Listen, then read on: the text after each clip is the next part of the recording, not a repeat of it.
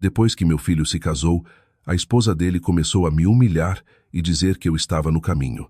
2 dias atrás, ele me pediu para assinar alguns papéis para organizar as finanças. Hoje, o gerente do banco me avisou.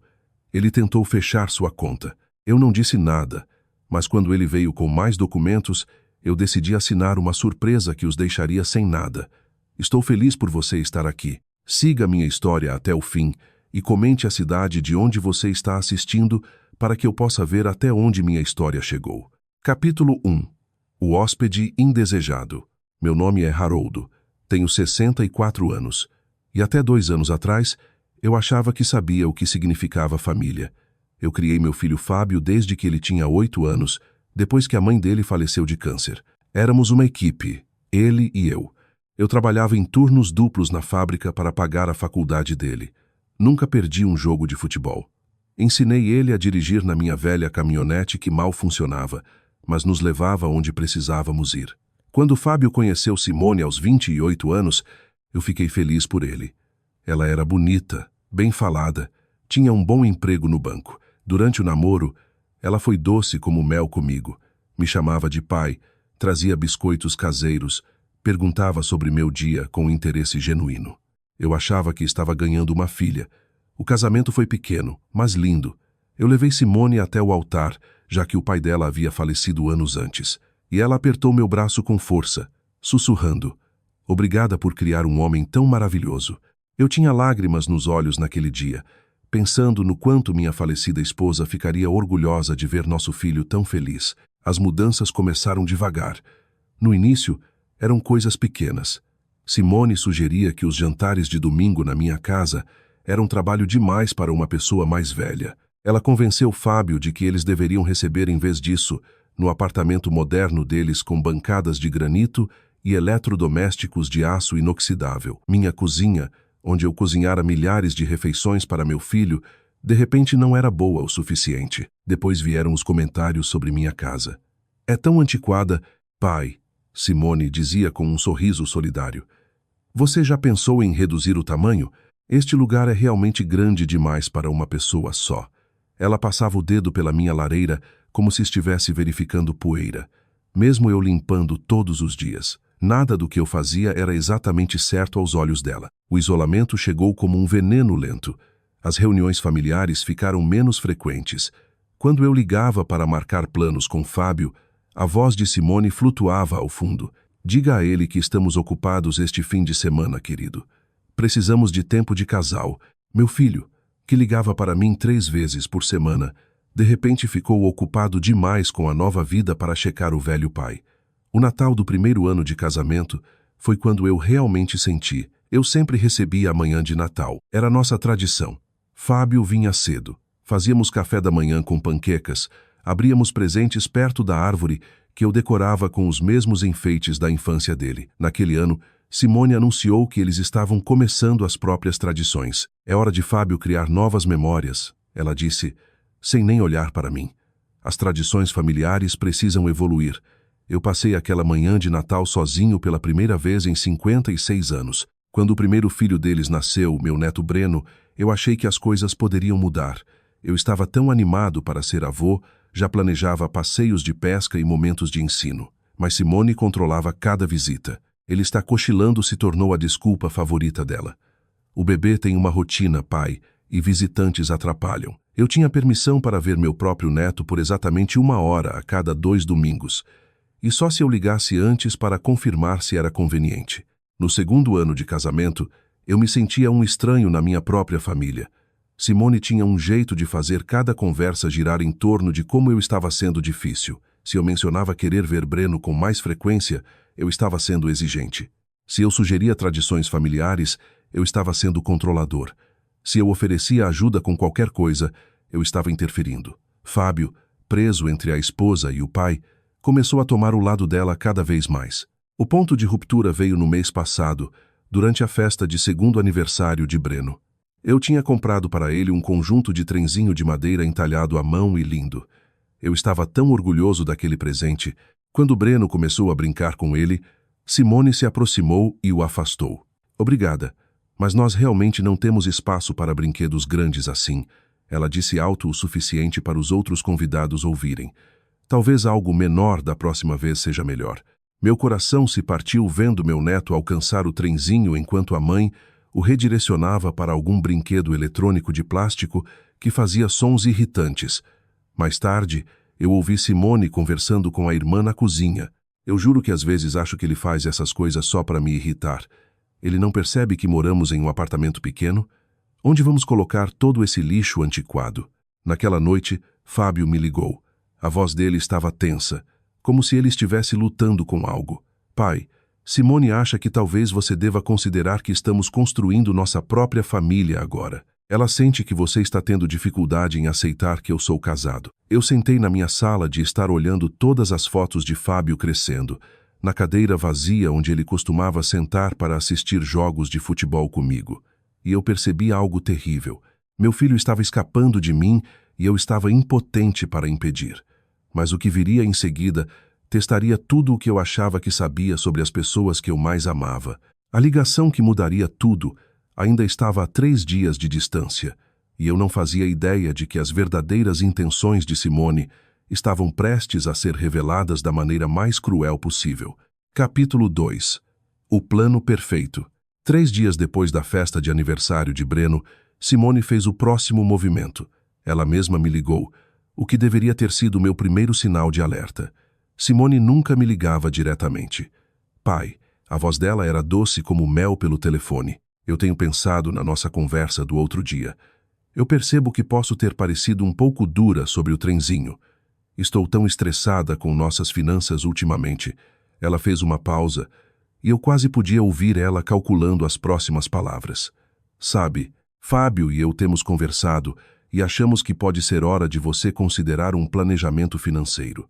Você está envelhecendo e queremos ter certeza de que você está protegido. A palavra protegido enviou um arrepio pela minha espinha, mas eu mantive a voz firme. Que tipo de planejamento financeiro, Simone? Bem, você sabe como as coisas podem ficar complicadas quando as pessoas envelhecem. Nós só achamos que seria inteligente colocar seus assuntos em ordem agora, enquanto você ainda está lúcido. Talvez consolidar algumas contas, atualizar seu testamento, esse tipo de coisa. Fábio conhece um consultor financeiro muito bom. Eu senti meu estômago apertar. Eu venho gerenciando minhas próprias finanças há 46 anos, Simone. Acho que estou indo bem. A risada dela foi leve, mas havia algo frio por baixo. Claro que está, pai. Nós só queremos ajudar. Você trabalhou tanto a vida toda. Você merece relaxar e não se preocupar com todos esses detalhes financeiros chatos.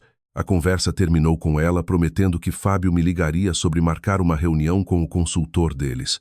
Eu desliguei o telefone, sentindo como se tivesse acabado de ser cercado por um tubarão. 2 dias depois, Fábio apareceu na minha porta com uma pasta debaixo do braço. Meu filho parecia cansado, como se não estivesse dormindo bem. Ele entrou e sentou na minha mesa de cozinha, a mesma mesa onde eu tinha ajudado ele com o dever de casa por 10 anos. Pai, preciso que você olhe alguns papéis, ele disse, evitando meus olhos. Simone acha que seria bom simplificar seu banco. Você tem aquela velha conta de poupança no Banco do Brasil e aquela conta corrente na cooperativa de crédito. Seria mais fácil se tudo estivesse em um só lugar. Ele deslizou uma pilha de papéis pela mesa. Formulários bancários, cartões de assinatura, documentos de autorização. Minhas mãos tremeram levemente quando eu os peguei. Para que exatamente são esses, filho? Só consolidando contas, mudando tudo para o nosso banco onde Simone trabalha. Ela pode ficar de olho nas coisas, garantir que nada seja perdido. Você sabe como esses bancos podem ser com taxas e retiradas automáticas. Ela cuidaria de tudo isso para você. Eu olhei para meu filho, realmente olhei para ele. O menino que eu criei, o homem que eu ensinei a sempre dizer a verdade, não conseguia encontrar meus olhos. Fábio, você está me pedindo para dar acesso às minhas contas bancárias para Simone? Não acesso, pai. Só supervisão para ajudar você. Simone diz, pessoas mais velhas às vezes esquecem pagamentos automáticos ou ficam confusas com o banco online. Assim você não precisaria se preocupar com nada disso. A palavra confuso me acertou como um tapa. Quando eu já estive confuso com minhas finanças, Fábio se mexeu desconfortavelmente. Não é que você esteja agora, é só prevenção. Simone vê isso o tempo todo no banco. Pessoas que esperam demais para pedir ajuda e então as famílias têm que limpar a bagunça. Eu coloquei os papéis na mesa com cuidado e Simone sugeriu isso. Nós dois sugerimos. Nós só queremos o que é melhor para você. Naquela noite, depois que Fábio saiu com os papéis não assinados e uma promessa de que eu pensaria sobre isso, eu não consegui dormir. Eu fiquei repassando a conversa. O jeito que meu filho não conseguia olhar nos meus olhos, o jeito que o nome de Simone continuava surgindo como a solução para problemas que eu nem tinha. Na manhã seguinte, eu decidi fazer algumas reflexões por conta própria. Eu dirigi até o Banco do Brasil, onde eu fazia negócios há 23 anos. A gerente, Dona Oliveira, me conhecia desde que Fábio estava no ensino médio. Haroldo, bom te ver, ela disse, me recebendo no escritório dela. O que posso ajudar hoje? Preciso te perguntar algo e preciso que você seja completamente honesta comigo. Alguém tem perguntado sobre minhas contas. Meu filho ou a esposa dele, talvez. A expressão de Dona Oliveira ficou séria. Na verdade, sim. Ontem mesmo, uma mulher veio alegando ser sua nora. Ela queria informações sobre os saldos da sua conta e atividade recente. Claro, não pudemos fornecer sem sua autorização por escrito. Meu sangue gelou. Como ela era? Loira, bem vestida, muito profissional. Ela parecia saber bastante sobre seu histórico bancário. Ela disse que estava ajudando você com planejamento financeiro. Eu senti a sala girar levemente. Simone tinha coletado informações sobre minhas finanças pelas minhas costas.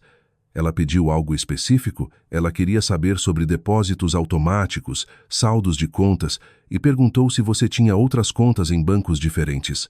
Ela pareceu particularmente interessada em saber se você tinha cofres de segurança. Eu tinha um cofre de segurança, um que continha meu testamento, apólices de seguro de vida e alguns documentos importantes que Simone claramente queria colocar às mãos. Dona Oliveira, preciso que você coloque um alerta de segurança na minha conta. Nenhuma informação vai para ninguém sem minha presença física e identidade com foto. E se alguém tentar fechar ou transferir fundos das minhas contas, quero ser notificado imediatamente. Ela assentiu com seriedade. Claro, Haroldo. Tem mais algo que você precisa me contar? Eu pensei por um longo momento. Vamos dizer que estou começando a ver minha família sob uma luz completamente nova. A viagem de volta para casa pareceu a mais longa da minha vida. Quando eu entrei na minha garagem, vi o carro de Fábio já lá. Ele estava sentado na minha varanda com outra pasta, e dessa vez Simone estava com ele. Os dois estavam sorrindo, mas os olhos deles pareciam famintos. O que eu descobri naquela pasta revelaria a verdadeira extensão da traição deles e me forçaria a tomar uma decisão que mudaria todas as nossas vidas para sempre. Capítulo 3. O caçador se torna a caça. Eu sentei de frente para Fábio e Simone na minha mesa de cozinha.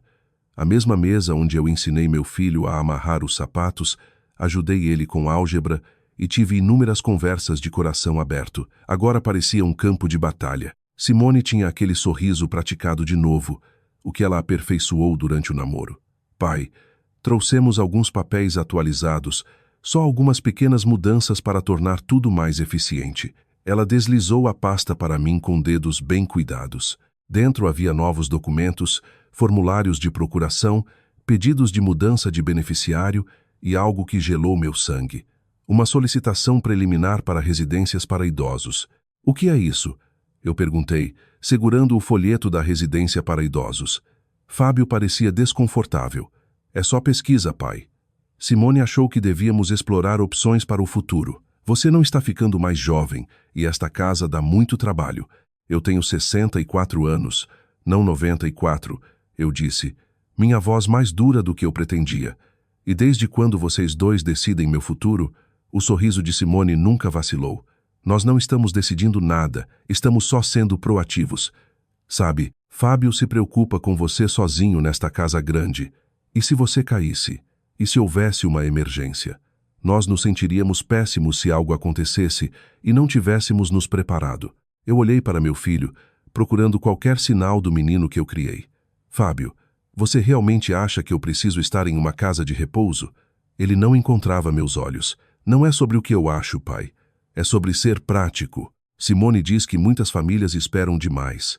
E então, quando a crise chega, elas estão correndo para encontrar bons lugares. Foi quando algo se encaixou no lugar. Simone vinha planejando isso há meses, talvez mais. Os comentários sobre minha casa ser grande demais, as sugestões sobre simplificar minhas finanças, o jeito como ela vinha me isolando sistematicamente da minha própria família. Isso não era sobre me ajudar, isso era sobre me controlar.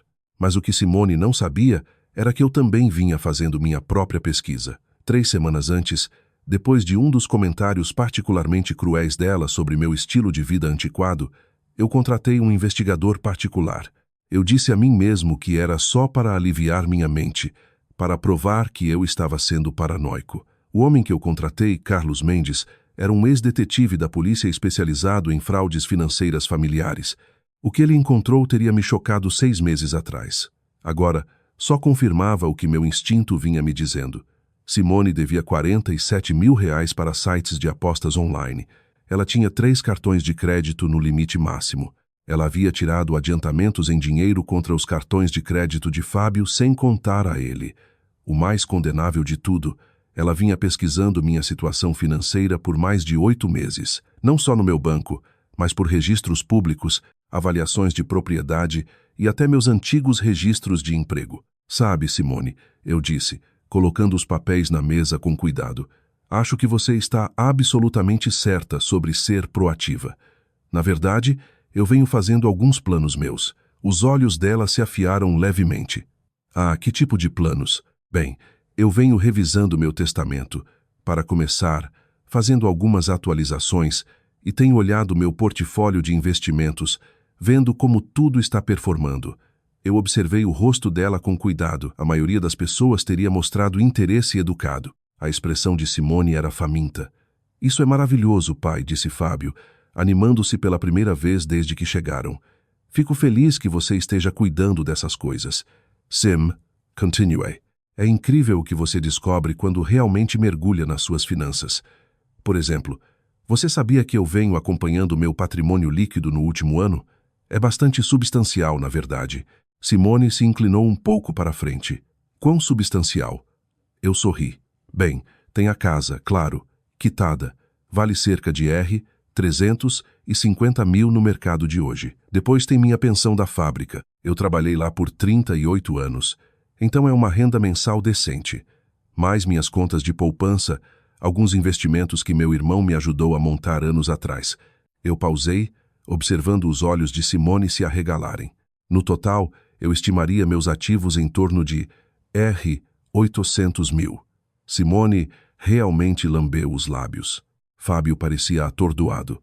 Pai, eu não fazia ideia de que você tinha tanto guardado. Ah, tem mais. Eu continuei casualmente. Eu tenho uma pequena propriedade de aluguel do outro lado da cidade. Comprei como investimento há 15 anos. Traz cerca de R$1.200 por mês. E tem minha apólice de seguro de vida, que tem um valor em dinheiro bastante substancial. A respiração de Simone tinha mudado. Ela estava praticamente ofegante. Pai, isso é incrível. Você se saiu tão bem por si mesmo. Obrigado, Simone.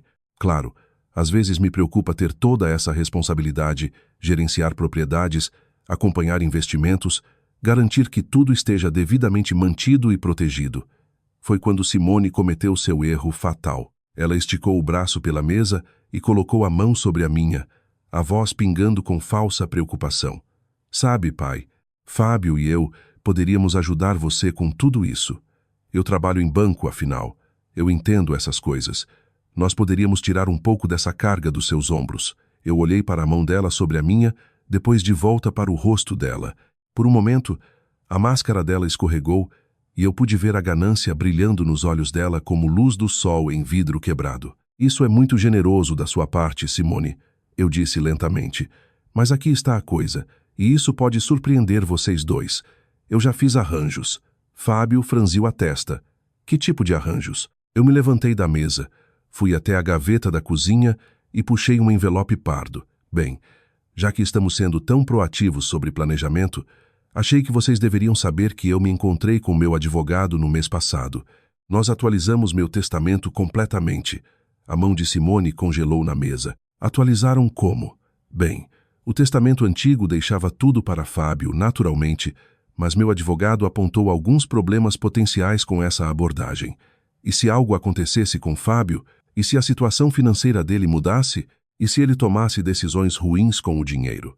Eu sentei de novo, aproveitando o jeito como o rosto de Simone tinha ficado pálido. Então reestruturamos tudo. Criamos alguns trusts. Adicionamos algumas condições. Garantimos que o dinheiro estaria protegido. Protegido de quê? A voz de Simone era um sussurro. Ah, você sabe, maus investimentos, credores, dívidas de jogo, esse tipo de coisa. O silêncio na sala era ensurdecedor. A respiração de Simone estava rasa e as mãos dela tremiam levemente. Fábio parecia confuso, mas Simone parecia uma mulher vendo seus sonhos desmoronarem.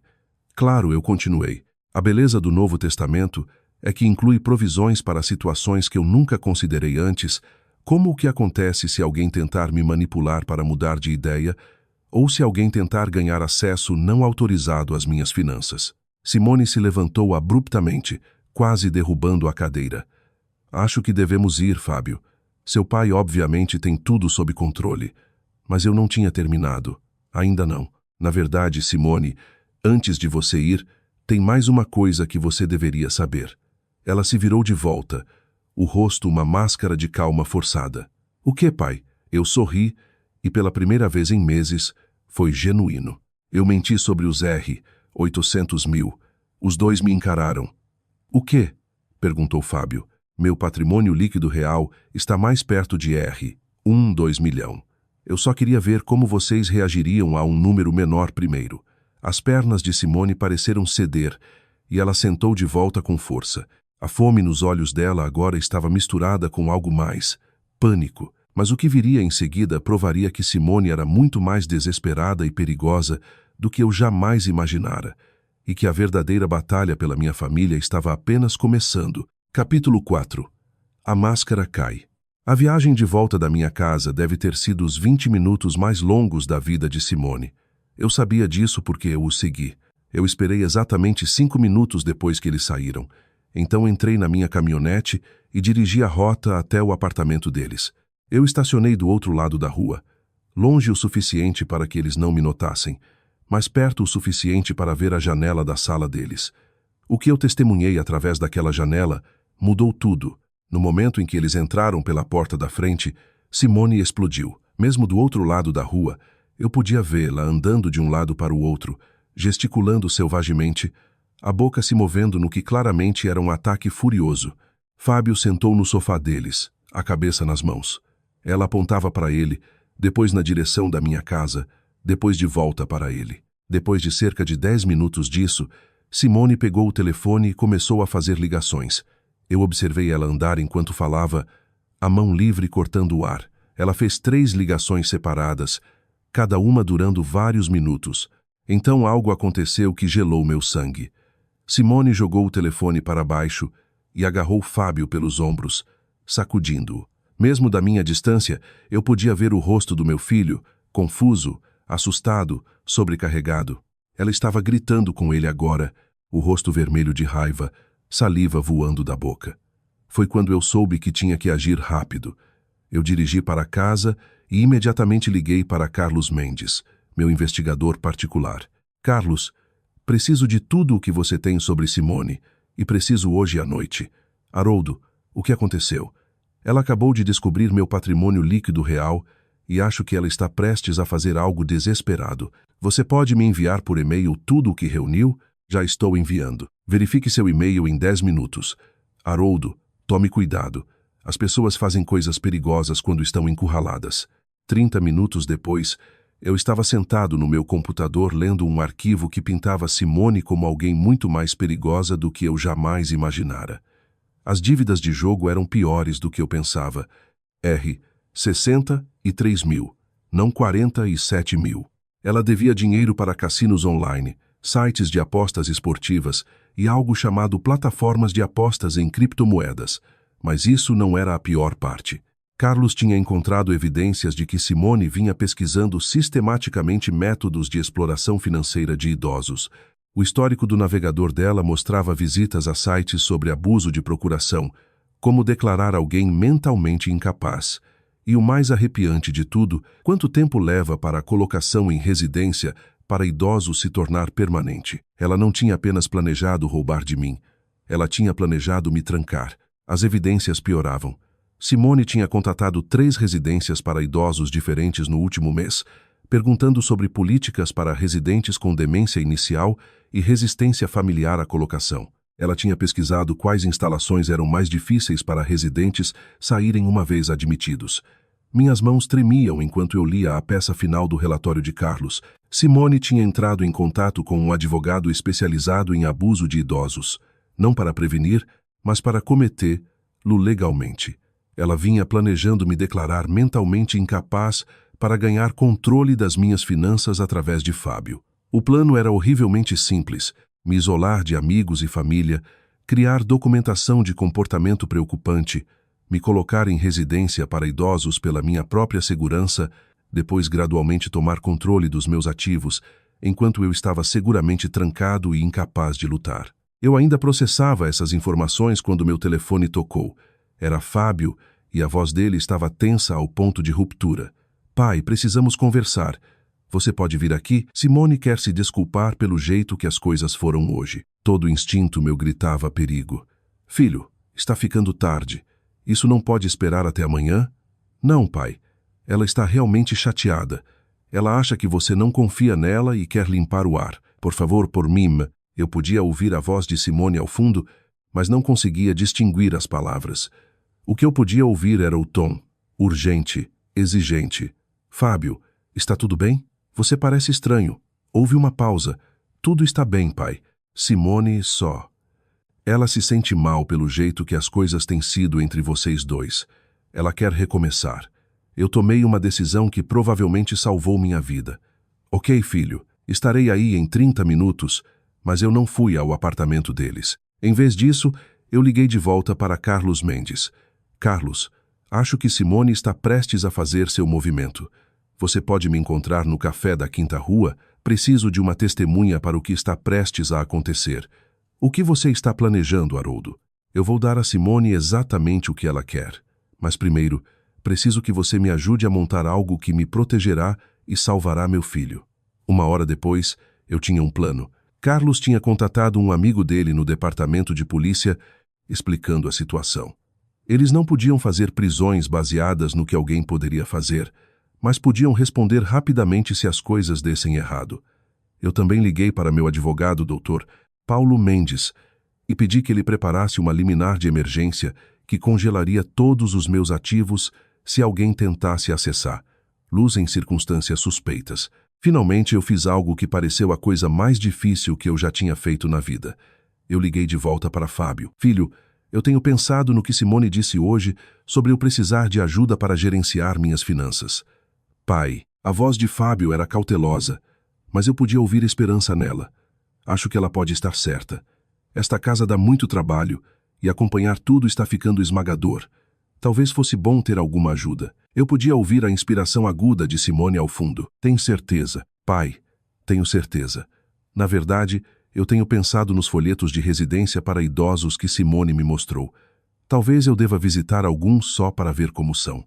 O silêncio do outro lado era ensurdecedor. Então a voz de Simone entrou na linha e era doce como mel de novo. Mas por baixo eu podia ouvir o tremor de excitação. Pai, isso é maravilhoso. Acho que você está tomando uma decisão muito sábia. Nós poderíamos visitar alguns lugares amanhã se você quiser. Isso soa perfeito, Simone. E talvez pudéssemos passar pelo banco depois, assinar aqueles papéis que você trouxe. Claro, pai. Eu quero que você saiba o quanto isso significa para Fábio e para mim. Nós realmente queremos o que é melhor para você. Eu desliguei o telefone e imediatamente liguei para Carlos. Está acontecendo amanhã. Vocês estão prontos? Estamos prontos, Haroldo. Tem certeza sobre isso? Eu olhei ao redor da minha casa, para as fotos de Fábio crescendo, para os móveis que minha esposa e eu escolhemos juntos, para a vida que eu construí ao longo de 6 décadas. Simone achava que ia tirar tudo isso de mim e me trancar como um velho inconveniente. Ela não fazia ideia do que estava por vir. Tenho certeza. É hora de Simone aprender que nem todo velho é tão indefeso quanto ela pensa. Capítulo 5. A armadilha perfeita. Simone me pegou exatamente às 9 da manhã seguinte. Dirigindo o carro de Fábio, enquanto ele sentava no banco do passageiro. Ela estava vestida de forma profissional, carregando uma pasta de couro e usando o tipo de sorriso que teria me enganado completamente 6 meses atrás. "Bom dia, pai", ela disse alegremente enquanto eu entrava no banco de trás. "Estou tão animada com hoje. Acho que você vai adorar a residência do pôr do sol. É realmente mais como um resort de luxo do que uma casa de repouso." Fábio se virou para me olhar e eu podia ver o conflito nos olhos dele. Parte dele ainda parecia desconfortável com toda a situação, mas Simone claramente o tinha desgastado. "Pai, tem certeza de que está bem com isso?" "Estou bem, filho. Sua esposa está certa. É hora de eu começar a pensar no futuro." A primeira instalação era exatamente o que eu esperava. A residência do pôr do sol parecia bonita por fora, com jardins bem cuidados e uma entrada grandiosa. Mas no momento em que entramos pelas portas, eu senti o cheiro. Aquele cheiro institucional de desinfetante misturado com desespero que nenhuma quantidade de flores frescas poderia mascarar. Simone estava no elemento dela, fazendo perguntas diretas sobre as políticas deles. "Qual é o procedimento se um residente quiser sair? Como vocês lidam com situações em que membros da família discordam sobre a colocação? Que tipo de avaliação médica é exigida para a admissão?" A administradora, uma mulher magra chamada S.R. Pereira, respondia a cada pergunta com prática eficiência. "Bem, uma vez que um residente é admitido, exigimos um período de avaliação de 30 dias. Durante esse tempo, sair requer aprovação tanto da equipe médica quanto do membro da família que assinou os papéis de admissão." Os olhos de Simone brilharam. "E se o residente insistir que não precisa estar aqui?" "Ah, isso é muito comum, Sra", disse a Sra. Pereira com um sorriso paternalista. "Especialmente com demência inicial, eles frequentemente carecem da percepção para entender suas limitações. É por isso que contamos com os membros da família para tomar as decisões difíceis." Eu me sentia enjoado ouvindo essa conversa, mas representei meu papel. "Parece muito bom aqui", eu disse, deixando minha voz soar cansada e um pouco confusa, embora eu não tenha certeza de que entendo todas essas regras e procedimentos. Simone praticamente pulou sobre isso. "Não se preocupe com nada disso, pai. Fábio e eu cuidaremos de toda a papelada e detalhes. Você só foque em se estabelecer e ficar confortável." Depois de visitar 3 instalações, fomos para o banco. Simone estava praticamente vibrando de excitação, embora tentasse esconder. Fábio parecia mais quieto a cada parada, mas ainda seguia tudo. No banco, Simone nos conduziu para um escritório privado onde o gerente dela, Sr. Santos, esperava. Os papéis já estavam preparados. Documentos de procuração, formulários de transferência de conta, mudanças de beneficiário. "Agora, senhor", Haroldo, disse o Sr. Santos, "esses documentos darão à sua nora autoridade para lidar com seus assuntos financeiros. Tem certeza de que é isso que você quer?" Eu olhei para Simone, que prendia a respiração. "Bem, eu suponho que alguém precisa me ajudar. Esses assuntos financeiros estão ficando tão complicados." Simone esticou o braço e apertou minha mão. "Não se preocupe, pai. Eu cuidarei bem de tudo." Foi quando eu joguei meu trunfo. "Na verdade, antes de eu assinar qualquer coisa, tem algo que eu devo mencionar. Sabe, Simone, eu não fui completamente honesto ontem sobre minha situação financeira." O aperto dela na minha mão se apertou. "O que você quer dizer?" "Bem, os R$2 milhão que eu mencionei. Isso é só meus ativos líquidos. Não inclui os investimentos imobiliários." A sala ficou completamente silenciosa. O Sr. Santos parecia confuso. A boca de Fábio se abriu. E Simone? Simone parecia uma mulher que acabara de ver os portões do céu se abrirem. "Investimentos imobiliários", ela sussurrou. "Ah, sim, eu tenho 6 propriedades de aluguel em diferentes partes do estado. Meu irmão me ajudou a comprar elas ao longo dos anos como abrigos fiscais. Elas valem cerca de R$ 400 mil cada e geram cerca de R$ 7.200 por mês em renda de aluguel." Simone fazia contas na cabeça e eu pude ver o exato momento em que ela calculou o total. R2, 4 milhões em imóveis mais R1, 2 milhões em outros ativos. R3, 6 milhões. A mão dela tremia enquanto ela alcançava a caneta. "Pai, você é incrível. Eu não fazia ideia de que você era tão financeiramente astuto." "Ah, tem mais." Eu continuei casualmente. Tem também o portfólio de ações que o irmão da minha falecida esposa montou para nós. Ações de tecnologia principalmente. Tem ido muito bem ao longo dos anos. Simone realmente gemeu. Sim, Lade. Quanto? Bem, na última contagem, cerca de 800 mil. Claro, flutua com o mercado. 4 milhões no total. Simone estava hiperventilando. Pai, disse Fábio lentamente, por que você nunca me contou sobre nada disso? Bem, filho, sua mãe e eu sempre acreditamos em viver com moderação. Não queríamos que você crescesse achando que dinheiro resolveria todos os problemas. Queríamos que você trabalhasse pelo que tinha, desenvolvesse caráter. Simone assentia freneticamente. Isso é tão sábio, pai.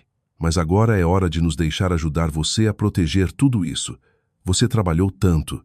Você merece relaxar e saber que tudo está sendo cuidado. Eu peguei a caneta, segurei por um momento, depois a coloquei de volta. Sabe, Simone, eu quero te perguntar algo e quero que você seja completamente honesta comigo. Os olhos dela estavam travados nos meus. Claro, pai. Qualquer coisa. Você ama meu filho? A pergunta pareceu pegá-la de surpresa. O quê? Claro que eu amo Fábio. Por que você perguntaria isso? E você me ama? Como seu sogro, quero dizer. Sim, pai.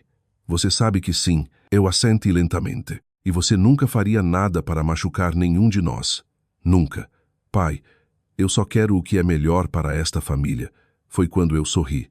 Isso é engraçado, Simone, porque meu investigador particular conta uma história muito diferente. A cor sumiu do rosto dela. Você o quê? Eu peguei meu telefone e mostrei a tela para ela. Carlos Mendes estava de pé bem do lado de fora das portas de vidro do banco conversando com 2 policiais.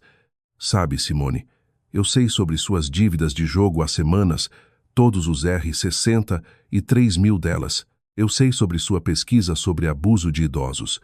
Eu sei sobre seus planos de me declarar incapaz e me trancar em uma daquelas instalações. A boca de Simone se abriu e fechou como um peixe lutando por ar. Fábio parecia que tinha sido atingido por um caminhão. Eu também sei que tudo o que eu acabei de te contar sobre meus ativos era mentira. Eu valho cerca de 200 mil, não 4 milhões. Mas ver sua reação ao dinheiro imaginário me disse tudo o que eu precisava saber sobre quem você realmente é. Simone se levantou tão rápido que a cadeira caiu. Você não pode provar nada disso. É sua palavra contra a minha. Eu puxei um pequeno gravador do bolso do meu paletó. Na verdade, Simone, eu venho gravando nossas conversas nas últimas 3 semanas, incluindo a que acabamos de ter, onde você estava salivando sobre dinheiro que achava que poderia roubar de um velho indefeso. O rosto dela foi de pálido para vermelho para roxo. Seu bastardo, seu velho bastardo manipulador. E lá estava a verdadeira Simone, a que ela tinha escondido atrás daquele sorriso doce por 2 anos. Fábio, ela girou para meu filho. Você vai deixar ele fazer isso comigo? Conosco? Eu sou sua esposa. Mas Fábio estava olhando para ela como se a visse pela primeira vez. Simone, é verdade sobre o jogo? Sobre planejar colocar o pai em uma casa? Ela abriu a boca para negar, mas eu levantei a mão. Antes de responder, Simone, você deve saber que eu tenho documentação de tudo. Registros bancários, histórico do navegador, ligações para advogados e instalações, tudo. Foi quando Simone cometeu seu erro final. Em vez de tentar explicar ou se desculpar, ela deixou a máscara cair completamente. Tudo bem, ela gritou. Sim, é tudo verdade. Mas que escolha eu tinha?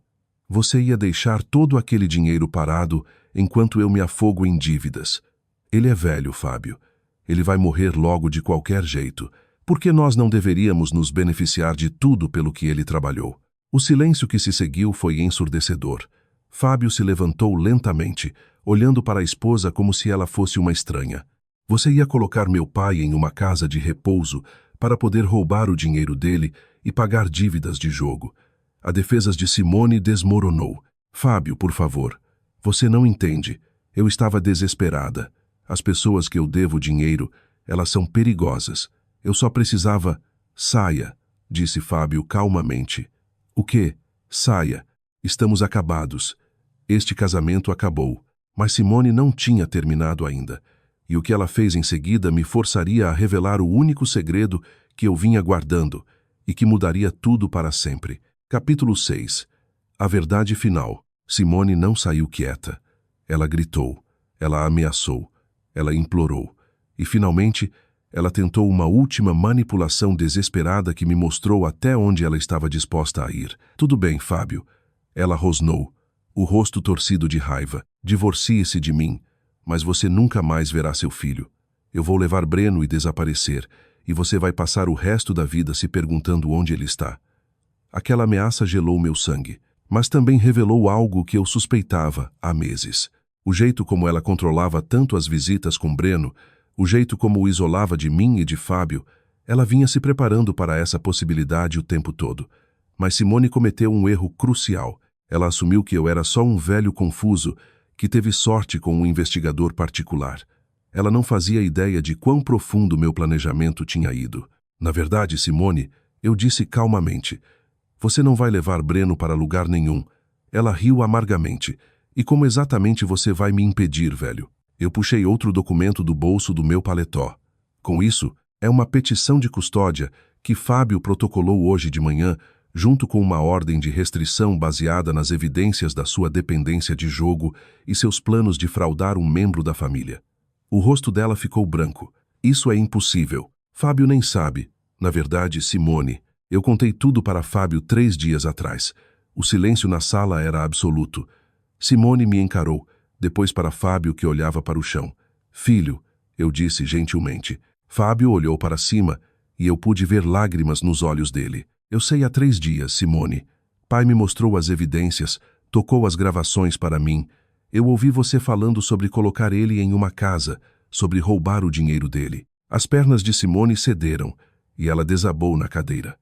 Mas você vinha seguindo tudo, o banco, as instalações, porque pai me pediu, disse Fábio calmamente. Ele queria te dar uma chance de se limpar, de escolher nossa família em vez da sua dependência. Mas em vez disso, você só provou que tudo o que ele disse era verdade. Eu observei o rosto de Simone enquanto ela percebia o escopo completo do que tinha acontecido. Por 3 dias, enquanto ela achava que executava seu plano perfeito, nós vínhamos documentando cada detalhe da fraude tentada por ela. O gravador que você me viu puxar, eu continuei. Aquele era só para mostrar. As gravações reais foram feitas pelo equipamento da polícia que Carlos Mendes estava usando. Tudo o que você disse hoje sobre me colocar em uma casa, sobre merecer meu dinheiro, sobre eu morrer logo de qualquer jeito. Tudo isso está gravado e tudo é admissível no tribunal. Simone fez uma última tentativa desesperada. Fábio, por favor, eu sei que cometi erros, mas eu te amo. Eu amo Breno. Nós podemos superar isso. Meu filho olhou para ela por um longo momento e eu pude ver a batalha acontecendo no coração dele. Essa era a mulher com quem ele tinha se casado, a mãe do filho dele, mas também era a mulher que estivera disposta a destruir o pai dele para pagar dívidas de jogo.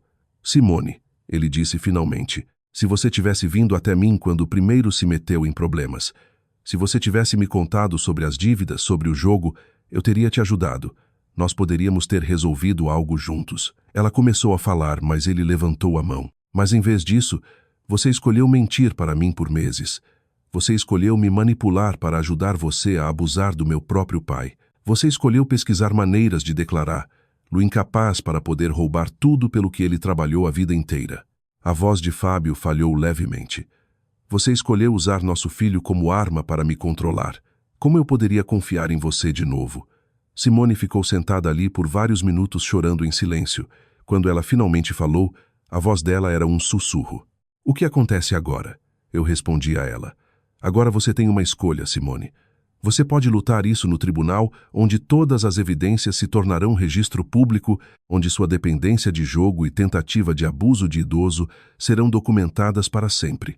Seu filho vai crescer sabendo que a mãe dele tentou roubar do avô e colocá-lo em uma casa de repouso para cobrir as dívidas dela. Ela se encolheu como se eu tivesse batido nela. Ou, eu continuei, você pode assinar os papéis de divórcio que dão a Fábio a custódia total de Breno, concordar com visitas supervisionadas apenas e se comprometer com um programa de tratamento para a dependência de jogo.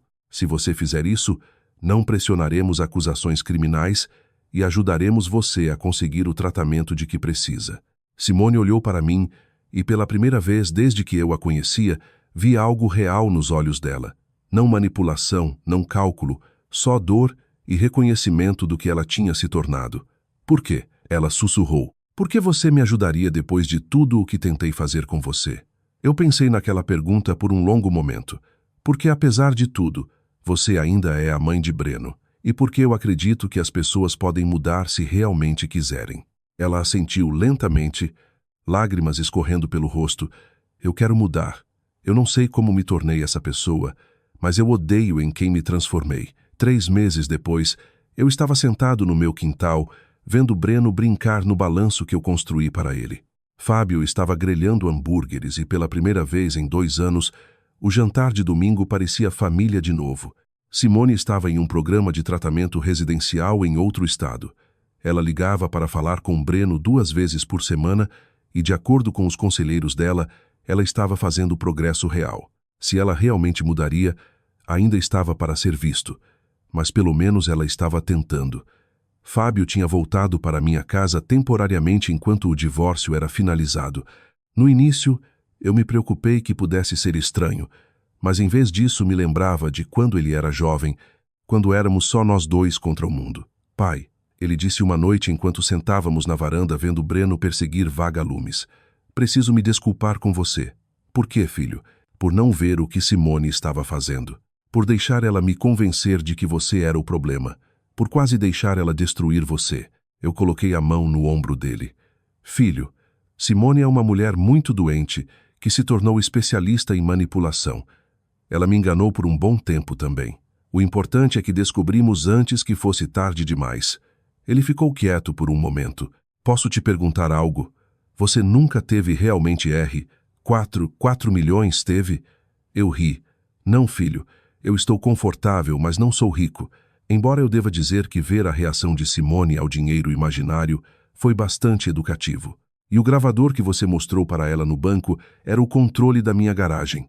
Fábio balançou a cabeça, sorrindo. Você é um velho astuto. Você sabe disso? Bem, eu aprendi há muito tempo que às vezes você tem que ser mais esperto que as pessoas que tentam te machucar. Uma semana depois eu recebi uma carta de Simone. Era a primeira comunicação honesta que eu já tinha recebido dela. Querido pai, começava, e eu notei que ela ainda me chamava de pai, mesmo depois de tudo. Eu sei que não mereço o seu perdão, mas quero que você saiba que agora entendo o que quase fiz com você e com minha família. Os conselheiros aqui me ajudaram a ver que minha dependência de jogo me transformou em alguém que eu nunca quis ser.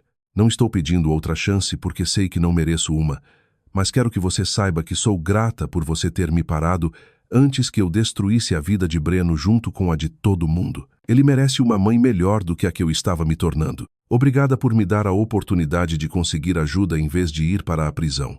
Eu prometo que vou usar essa chance para me tornar a pessoa que meu filho merece ter na vida dele. Com amor, Simone. Eu dobrei a carta com cuidado e a coloquei na gaveta da minha escrivaninha. O tempo diria se a mudança de Simone era real, mas por agora bastava que ela estivesse tentando. Naquela noite, eu sentei na minha mesa de cozinha com uma caneta e um bloco de papel. Era hora de escrever um novo testamento, um real desta vez. Eu deixei tudo para Breno para ser mantido em trust até ele completar 25 anos, com Fábio como trustee. Mas eu também incluí provisões para Simone. Se ela completasse o tratamento e ficasse limpa por 5 anos, o trust pagaria pela educação universitária de Breno e forneceria uma renda anual modesta para ela. Algumas pessoas poderiam chamar isso de tolice, dar ajuda para alguém que tentou me destruir. Mas eu aprendi algo importante nos últimos meses. Segurar raiva e mágoa só envenena a pessoa que carrega isso. Simone tinha feito escolhas terríveis, mas ela ainda era parte da minha família, gostasse ou não. E se houvesse qualquer chance de ela se tornar a mãe que Breno merecia, então ajudar ela era realmente ajudar ele. Enquanto eu terminava de escrever, ouvi a risada de Breno ecoando do quintal onde Fábio ensinava ele a arremessar uma bola de futebol. 3 gerações dos homens da família juntos de novo. Simone tinha tentado rasgar nossa família por dinheiro que nem existia. Mas no final, a ganância dela me deu algo precioso. A chance de realmente saber quem me amava e quem só estava me usando. Minha verdadeira riqueza não estava em contas bancárias ou imóveis. Estava sentada na minha varanda todo domingo, ensinando meu neto os mesmos valores que meu pai me ensinou, e vendo meu filho se tornar o homem que eu sempre soube que ele poderia ser. E isso valia mais do que R$ 4 milhões jamais poderiam valer. Às vezes, a melhor vingança não é vingança nenhuma. É viver bem, proteger as pessoas que você ama e ter a sabedoria de saber a diferença entre justiça e crueldade. Aos 64 anos, eu finalmente entendi que o homem mais rico não é o que tem mais dinheiro, mas o que está cercado por pessoas que o amam pelo que ele é, não pelo que ele tem.